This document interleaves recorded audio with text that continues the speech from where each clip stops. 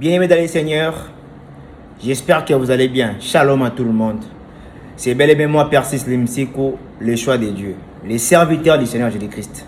Bien-aimés dans les Seigneurs, j'aimerais dire à une personne qui a perdu son sourire pendant un long moment. Son sourire a été remplacé par des larmes. Il ne fait que pleurer. Tu ne fais que pleurer. Nous sommes au début d'une nouvelle année 2024. Tu as passé l'année 2023 dans l'amertume, en pleurant tous les jours. Tu as passé l'année 2023 de problème en problème, de déception en déception. Je t'exhorte de ne plus continuer à garder cet état. De ne plus continuer dans cet état. Prends courage, lève-toi. Il peut se faire que tu as été déçu dans une relation amoureuse. Prends courage, lève-toi. Rien ne se fait au hasard dans ce monde. Dieu impose sa volonté dans la vie de chacun de nous. Dieu impose sa volonté dans le monde tout entier. Dieu impose sa volonté dans la vie de tout le monde. Ne croyez même pas que le diable est là pour faire tout ce qu'il veut. N'oubliez pas que le monde appartient à Dieu seul, à Jésus-Christ seul. C'est lui qui a le pouvoir d'écraser le diable. C'est lui qui a le pouvoir de commander les démons, de commander Satan, de commander tous les esprits, parce que c'est lui qui nous a tous créés. Parfois, tu t'es dit, Seigneur, pourquoi tu m'as abandonné? Pourquoi tu ne vois pas mes larmes qui ruissellent tous les jours? Pourquoi tu ne veux pas, pourquoi tu ne changes pas ma situation? N'oubliez pas que Dieu nous voit tous. Et si Dieu vous ouvre les yeux pour voir pourquoi il a jugé bon que vous puissiez passer par cette souffrance, par un tel problème, que vous soyez séparés d'une certaine personne, bien d'un certain nombre de personnes, vous allez aussitôt arrêter de pleurer. Que ce n'est pas l'effet du hasard.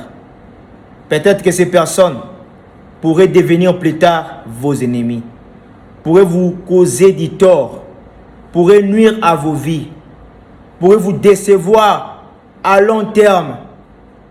Prenez courage. Aussi longtemps que vous avez le souffle de vie en vous, ne vous laissez pas être abattu. Ne passez pas tout votre temps à pleurer. Parce que vous risquerez de nuire à votre santé. Le Seigneur Jésus-Christ s'est livré pour vous et moi. Ce n'était pas pour des choses périssables que le Seigneur avait donné sa vie sur la croix. Mais c'était pour toi qui vas écouter cette vidéo. Ne te laisse pas être manipulé, ma soeur, par un homme qui ne t'aime pas pour du vrai amour. Crois à tes valeurs. Crois qu'il y aura sûrement une personne qui va te valoriser. Mon frère, ne te laisse pas être dénigré par une femme, par une fille qui ne te veut pas pour une relation, qui ne veut pas t'accompagner, qui ne veut pas se mettre en couple avec toi, qui ne ressent pas que tu as du poids, tu as le même niveau, que lui. Certes, cela peut te choquer, mais prends courage. Prends courage. Il y a sûrement une bonne personne qui t'attend. Peut-être que Dieu a voulu assez que cette personne puisse passer, que cette personne ne puisse pas t'accompagner, que cette personne ne puisse pas être près de toi, pour que tu puisses rencontrer la personne idéale, la bonne personne. Parfois, vous passez votre temps à vous plaindre sur des futilités, pendant que le Seigneur vous voit dans des grandes choses. Pendant que le Seigneur attend de vous avancer. Attend de vous oublier certaines personnes. Attend de vous s'attacher à de nouvelles relations, à de nouvelles personnes que lui-même, le Seigneur, fait approcher de vous. Apprenez à avancer. Apprenez à avancer, mes frères et sœurs dans le Seigneur. Apprenez à oublier certaines choses. Apprenez à oublier certains souvenirs. Les mauvais souvenirs, bien sûr, j'insiste. les mauvais souvenirs. Apprenez à oublier. Apprenez à prendre le courage. Que personne ne vous défend de sourire pendant que vous avez l'occasion de sourire. Que personne ne vous fait savoir que vous êtes dans une prison, que vous êtes à tout prix défendu de faire telle chose ou autre chose. Si cela n'est pas la parole de Dieu, si cela n'est pas défendu dans la parole de Dieu, si quelqu'un veut vous défendre de faire quelque chose qui n'est pas défendu dans la parole de Dieu, n'obéissez pas à cette personne. Parce que jugez-vous en vous-même, entre les hommes et les dieux, qui devront-nous obéir? N'est-ce pas que c'est Dieu? Parce que c'est Dieu qui va nous juger tous. Et personne ne pourra s'échapper au jugement du Seigneur. Apprenez à ne pas commettre ce que Dieu nous défend. Mais plutôt, tout ce que vous commettez comme acte qui cadre avec la parole de Dieu, qui sont justifiés dans la Bible, commettez cela. Souriez pendant que vous avez l'occasion de sourire. Gardez toujours votre sourire.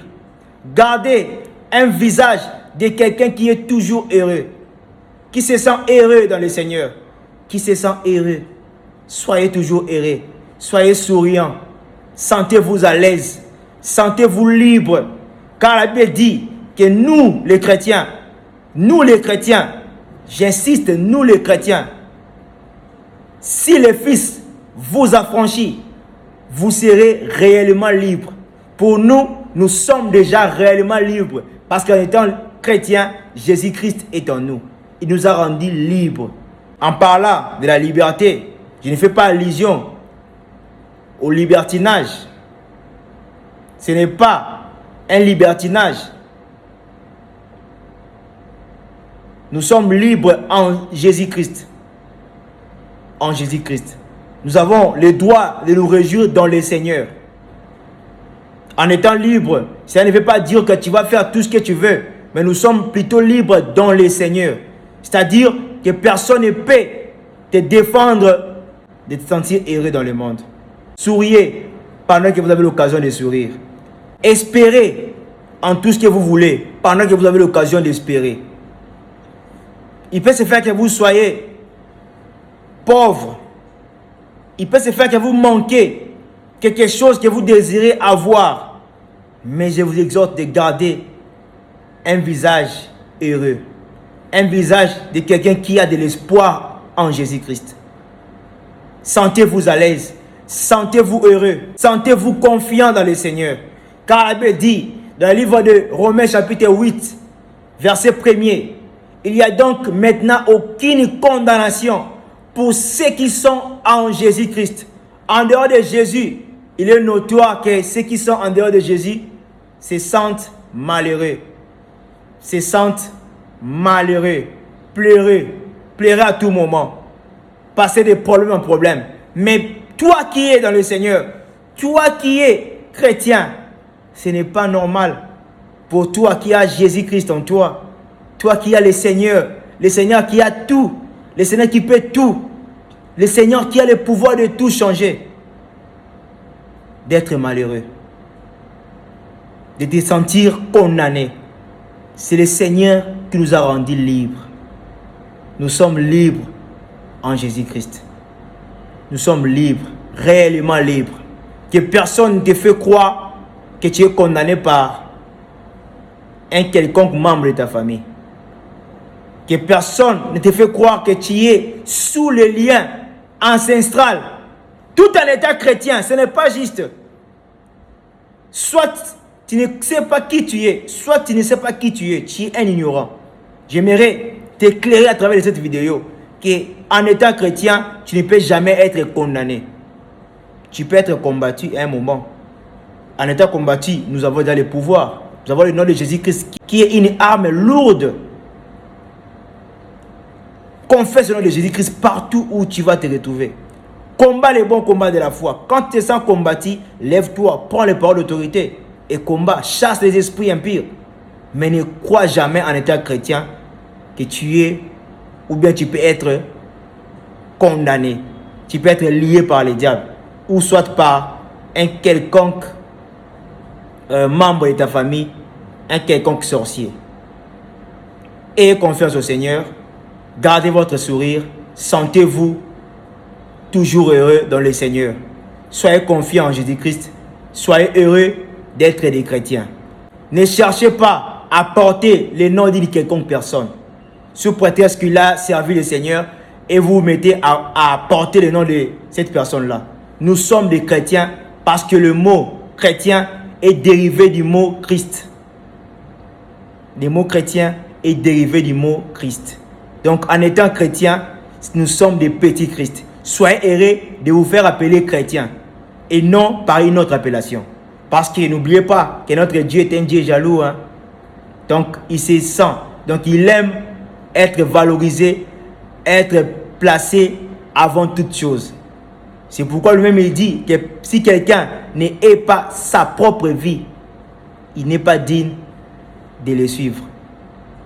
Vous comprenez? Si c'est fait que, si déjà le Seigneur nous exhorte de nous haïr, nous-mêmes là, à combien de forte raison, toi qui portes le nom d'un quelconque serviteur de Dieu, sous prétexte qu'il a servi Dieu. Mais, répandez-vous, faites-vous appeler les chrétiens tout court. Hormis votre identité que vous avez, l'identité que vous avez reçue de vos parents, hormis toutes ces identités-là, dans la foi, nous sommes appelés des chrétiens tout court. Nous sommes appelés des chrétiens. Hormis cette appellation, il n'y a aucune autre appellation pour nous. Nous sommes des chrétiens. Nous sommes des enfants de Dieu, les élus de Dieu. Tout ce qui a trait avec le Seigneur, c'est juste pour nous d'avoir cette appellation. Et non de se faire appeler par les noms d'un quelconque serviteur de Dieu. Parce que nous sommes avant tout les enfants de Dieu. Nous sommes avant tout les élus de Dieu. Nous vivons pour Dieu. N'oubliez pas. J'appelle, en ce moment, je profite de vous appeler à croire au Seigneur Jésus-Christ.